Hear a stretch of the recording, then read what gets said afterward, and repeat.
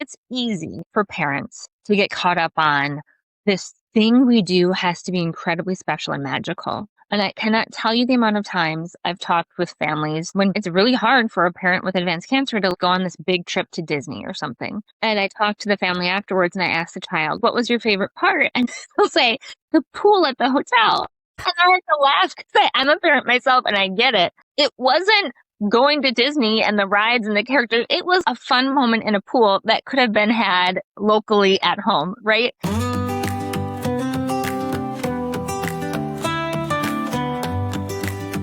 Welcome to the Inheritance of Hope podcast. Every day, 562 children lose a parent to terminal illness. They shouldn't have to face that alone. You can pretend to avoid the painful realities of illness, grief, and death, or you can deal with the real stuff in caring community. On the podcast, people in Inheritance of Hope's community share raw, personal stories of pain, trials, and the shadow of death, which are also stories of joy in terminal illness. Find more Inheritance of Hope community at inheritanceofhope.org. Welcome back to the Inheritance of Hope podcast. Today, we have a great conversation about how to engage in making memories and creating legacy projects with children. Carissa has spent the last 20 years supporting families facing cancer, spurred by her own experience of losing her father and stepfather to cancer. She's honored to facilitate support groups with parents and caregivers navigating advanced cancer, and she teaches a graduate course on grief and loss at UW-Madison. So, Carissa, talk us through how to approach this legacy project conversation.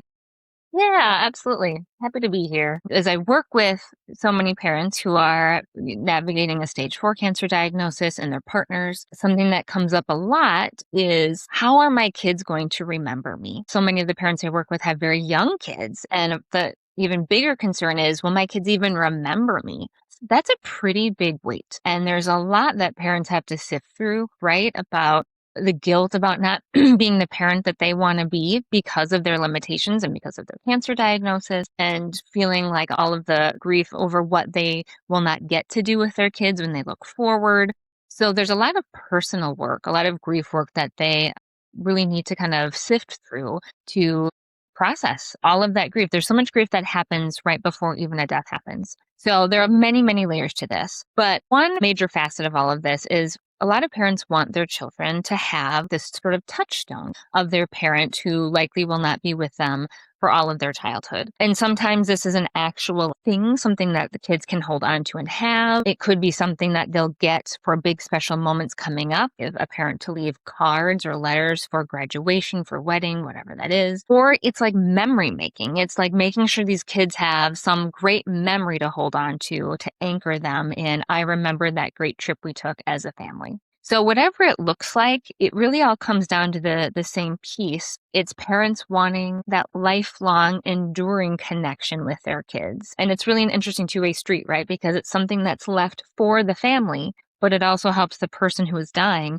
to process through all of these big feelings. There's such a dignity to this process and very therapeutic. I love how you painted the picture of it being a two-way street. And this is a much different example, but what comes to mind when you share that is, I am a child life specialist. I used to work in the pediatric hospital. When I was doing some stuff on the NICU unit, one of the interventions is there are these little pouches that are shaped like a heart, and the parents would take it home with them and wear it on them, and so it would smell like them. And then they would leave it with their baby so that the baby could smell the parents, and then that bond was forming. I also think of the value of being the parent who, this is a huge medical thing, and you have to still show up if you have other kids at home, if you have to keep showing up at work. Part of your heart is at the hospital with your baby in the NICU. But the idea of something as simple as leaving that little scent pouch with your baby, knowing that there's still something happening, there's that connection, whether or not you're at the bedside with your baby. It doesn't have to be complicated. Legacy doesn't have to equal death. It could be, this is important to me and I want there to be continued connection. So this is something we can do as a family. Yes, I think you bring up a great point, and it's something I tell parents of young children all the time who say, my kid is so young, they're a baby, right? They won't have memories of me. And there's so much sadness, understandably, about that. And what I tell them is what you cannot underestimate is that attachment and bond. And when you help create that sense of security, even for a baby, a young toddler, someone that actually will not have memories necessarily be able to recollect, that feeling is foundational for your child. But of course, your partner and family will be able to fill in gaps and tell stories, right? But I don't want parents to underestimate how vital that is, because it really sets a human up for life, how secure and safe they feel as a young person. And so I want parents to sort of hold on to that and know how valuable and meaningful that is.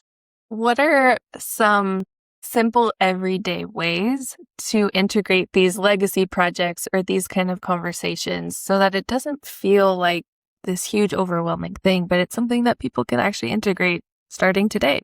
The best legacy projects are not things that are made or big, expensive trips you take. They are moments that are shared and remembered. I cannot say that enough, because I think it's easy for parents to get caught up on this thing we do has to be incredibly special and magical. And I cannot tell you the amount of times I've talked with families when it's really hard for a parent with advanced cancer to go on this big trip to Disney or something. And I talk to the family afterwards and I ask the child, what was your favorite part? And they'll say, the pool at the hotel.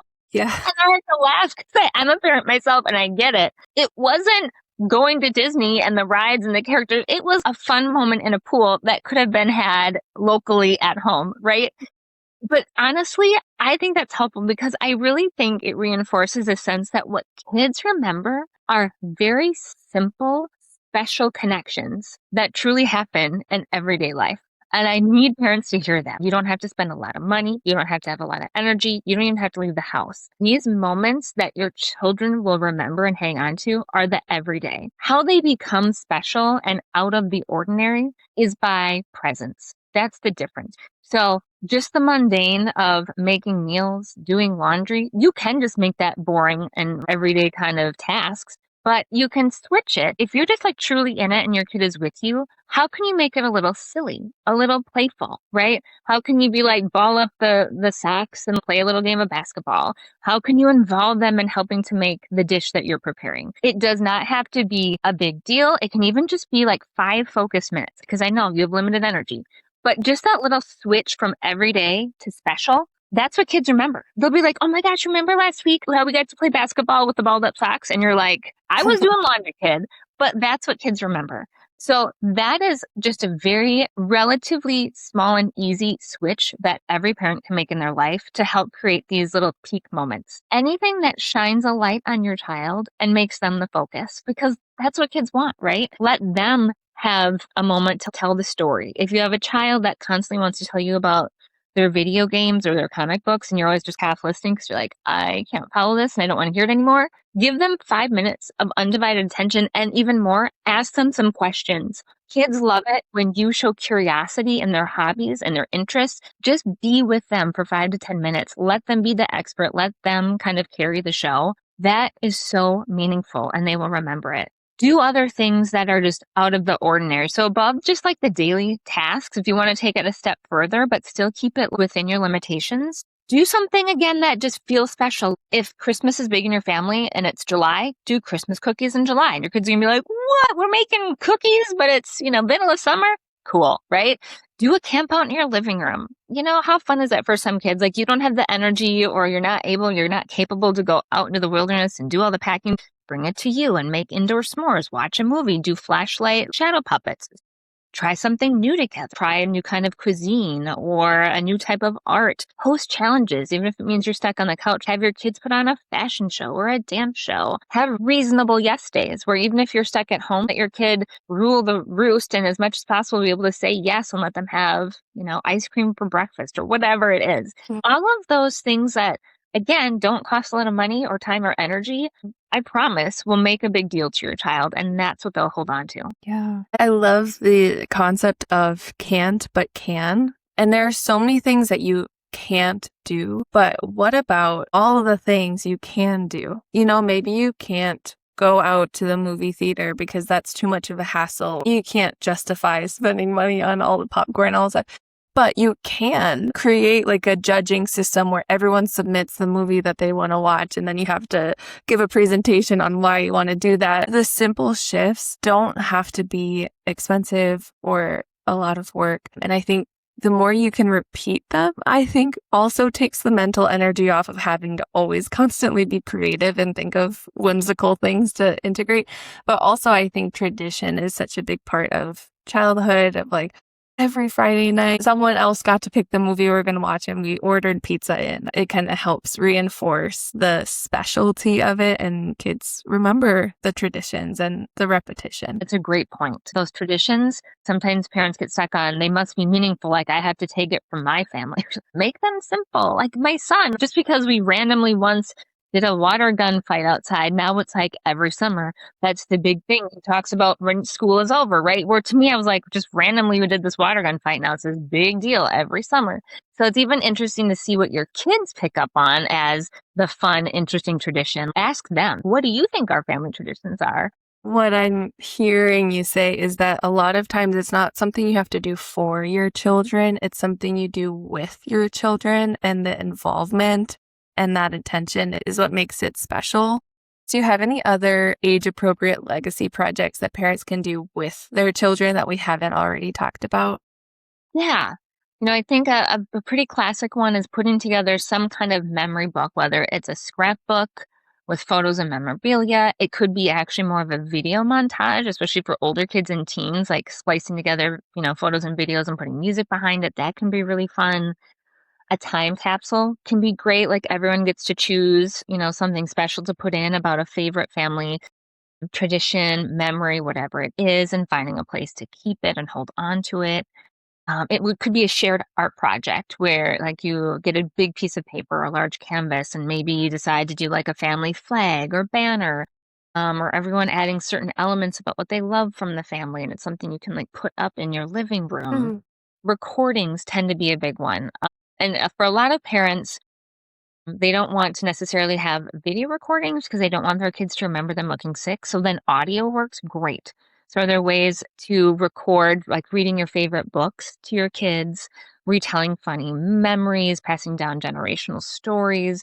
I think having that voice that, and especially if everyone's on it and then the kid can hear themselves at a younger version, those are very special and very sweet. I oversee the legacy song and the legacy video program at Inheritance of Hope, and I could talk for an hour about the testimonials of what I've heard, the value of having people's video recordings. And it's been really sweet to see different iterations of what people choose. I mean, some people don't want to be on this screen. Maybe they have tubes and things, or bald. You don't want your kids to remember you like that.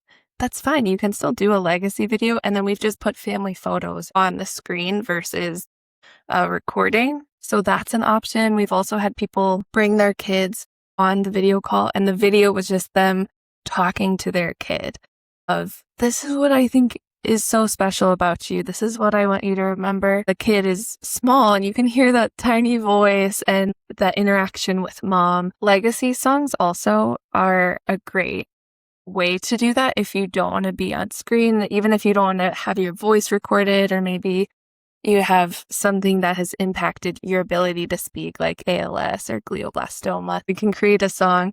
And we even have a family, the Chiarte family, but they were such fun guests on the podcast, but they loved their legacy song so much, they actually got it in a way where they have it as a fridge magnet. And the little 2-year-old girl loves the song, and she can go up to the fridge magnet and press play, and it plays their song, and she's just dancing in the kitchen. They sent me a video of it. It's so, so sweet. I love that there are just countless ways to do something for your family, but also mostly with your family. It all comes down to the reinforcement of connection and belonging. What you're trying to really reinforce is we all belong with each other. We're a family. And even death doesn't mess with it, right? There are these enduring connections. And I think that's what kids appreciate the most is being able to have those core memories and experiences of togetherness that feels safe and secure and happy. That's what I think a lot of the best legacy projects do is reinforce that. Are there ways to turn those ordinary family activities, the laundry, cooking, going for a walk, into opportunities to create lasting memories? Silliness and playfulness go a long way. It requires a lot from the parent, right? That's not going to happen every day because you're going to have some really hard days. There are going to be times you just don't have the energy to be playful or silly. So I get that. But when you can, if there are days where you have like 5 minutes where you feel like you can turn up that silliness, kids really respond to that. We're like, whoa, this adult in my life is being goofy and silly, especially if life has felt kind of hard and heavy. 5 minutes of lightheartedness goes so far. It just brings everyone's spirit up. It's such a core foundational part of resilience. So if you can somehow infuse some silliness into your day, I think that makes a difference. Just being that focused presence is also what shifts. Just kids knowing you're there, you are paying attention, you're curious about them, you want to ask them questions. Just tuning in makes all of the difference. And it also means everyone maybe getting off of a screen of a phone, right? Just like being present with one another. I think that makes a huge difference. What would you say to someone who's listening and still feels like, if I start thinking like this, it feels hard, it feels scary, and I don't really know if I have what it takes to kind of enter into that space because I still do think that I'm not ready to give up? Yeah, and that makes sense. I see legacy projects as a tool of empowerment. There's been research on hope and the sort of shifting circles of hope and how people can have hope up until the day that they die, that that's a realistic thing because even in end of life, there is realistic and authentic hope in what you want those days to look like and the kind of legacy you want to leave. And so that doesn't mean you're denying reality. And it doesn't mean you're giving up. It just means, given what's happening, I'm going to make the best of these days and I'm going to make the best of these memories that I'm going to leave for my family. I also like to let parents know that because I mentioned this is a two-way street, so much of a legacy project is that space for the parent to really sit in that emotional, psychological, spiritual space of death, of grief, to process that. We don't get that very often. In fact, most people don't want to make that space, right? That's what's empowering is being able to really lean into it and explore it and be curious about it. And then being able to write letters to our future children or write journal, tell stories, basically kind of like do a life review. Any of those different processes, they're very, very healing for the soul, even if you decide not to do anything with it. Because I think a lot of parents like decide to do the project. I'll take letters as an example. They will spend hours sort of like writing letters to their children for the future and then decide, I think this process was for me. I really needed to be able to kind of work through that and let go of my own, grief and sadness about what I'm not going to be there for. But ultimately, I actually don't want to give that to my child, or the letter turned out in a way where I think that was for me. And that's okay. Then that was just the process that was for you. One caution I would say is when parents do decide to do any kind of letter or note or gesture to give children on big transitions or events in a child's life, working with the bereaved partner who's left, I hear that sometimes that can be heavy to hold on to. For what that's worth. It's just something to think about because then it kind of is this weight of, gosh, my child it's like her quinceañera and it's supposed to be like this really celebratory day. And I had this letter from mom that mom really wanted me to give her. But do I want to bring up all that sadness on this special day? Is it that I wait to a different day? I'm sort of putting it out there as another variable for parents to think about, especially if you are leaving these letters or notes or items with a partner. Include a conversation perhaps about just sort of things to consider and ways to think out whether or not the timing is right, because the whole intention of this is to be special and we want them to be left and accepted and received in such a way. Yeah, we hear that a lot with legacy videos too of, I still have my person's legacy video. I've never watched it. I know how to find it. I have the postcard with the link and the password set aside, and I don't think I'm ready for it. And it's been years, and that's okay. Of course, as much as possible, always giving agency to kids, right? And I fall into this trap as a parent too, where sometimes like I think I know what's best for my kid. And ultimately, especially if developmentally he changes over the next 5 years, might be very different. So I think sometimes it's nice to just know that even if you decide to leave notes, items, special trinkets, they're there if and when the child wants them, but it's not something that they have to have. Yeah. Well, thank you, Carissa, for this conversation and providing practical ways to implement this. I really hope that people leave feeling it's more accessible to enter into this space and just start thinking through some of these things and hopefully start doing things as a family with your children as a very integrated family unit that's just focused on connection. Thanks, Ellie.